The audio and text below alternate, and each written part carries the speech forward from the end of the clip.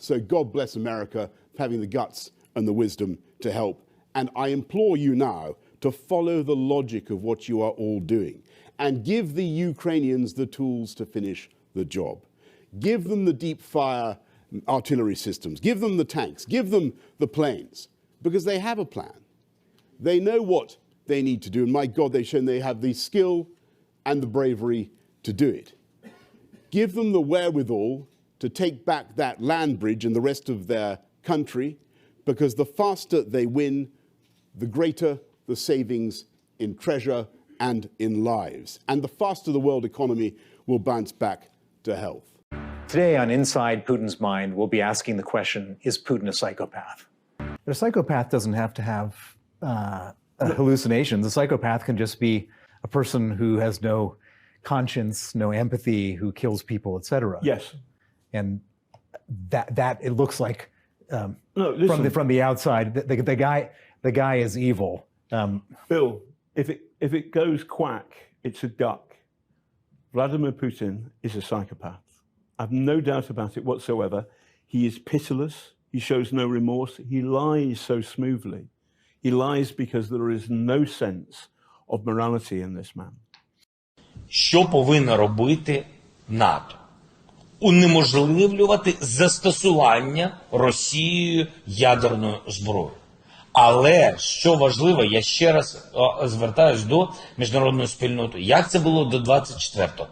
Превентивні удари, щоб вони знали, що з ними буде, якщо вони застосують. А не навпаки, чекати ядерних ударів Росію, щоб потім сказати, ах ти так, ну ось тримай від нас. Переглянути застосування свого тиску. Ось я вважаю, що повинна робити НАТО. Переглянути порядок застосування. Putin's attack on Ukraine is the defining moment of the early 21st century. And of course, I'm proud of what the UK and the Europeans have been able to do to support Ukraine, but it is the United States of America that has made a colossal difference. And I'm here in Washington, D.C. To thank US lawmakers for everything they've done to help Ukrainians and to say how vital it is that they continue their support. And do you know what? I've been absolutely amazed by how solid that support is. Republicans, Democrats, both sides of both houses are determined to keep going and to give the Ukrainians what it takes to defeat Putin and clear him out. What I think everybody needs to understand is the faster that happens, the better.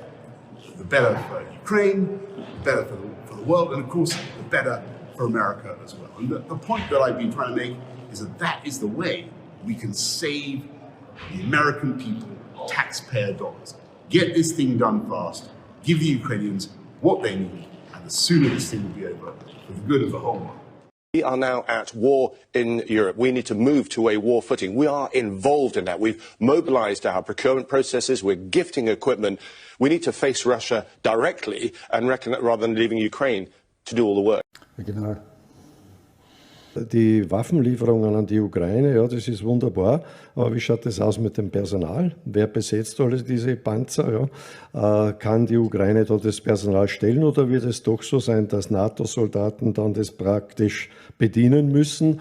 Man spricht davon, dass Polen schon 20.000 Soldaten in der Ukraine stationiert hat. Sie brauchen keine NATO-Soldaten in die Ukraine schicken. Ich ziehe meine Uniform aus, unterschreibe einen Vertrag und gehe in die Ukraine. Ich bin kein Angehöriger der österreichischen Streitkräfte mehr, sondern Vertragsbediensteter. Das ist die Lösung, die wir sehen. Was man nicht ausschließt, dass doch welche. Was man daraus schließen kann, ist, dass eine hohe Anzahl an ausländischen Söldnern sich in der Ukraine befinden, aber nicht von NATO-Soldaten. This was not a meeting of two clashing forces. This was not, Ukraine provoking Russia when they knew they ought not to, but blah, blah, blah. Like the Russian mindset, like people who were like, oh, we need to facilitate peace talks here. Really? I don't know, because it kind of seems like Ukraine was minding its own business and Russia came in and stomped into their house and started setting things on fire. So there's not like a negotiation between the homeowner and the home invader at that point. So the outcome has to be specific to Russia. And we need to do our best to save and to save the Ukrainian people to the extent that they can be saved and protected, and to help the Ukrainian government and military stand up what they need to do to take care of their own people. But Russia needs to lose, because otherwise the lesson of this is that Putin can keep doing this. It's not like this is his first invasion, and it won't be his last. I would actually like to use my time to ask Carl a question. One thing that strikes me, just listening to you talk, and I think it's true of a lot of people who I interact with, is I place a great emphasis on the nuclear threat. I live in fear that this is going to turn into a nuclear war.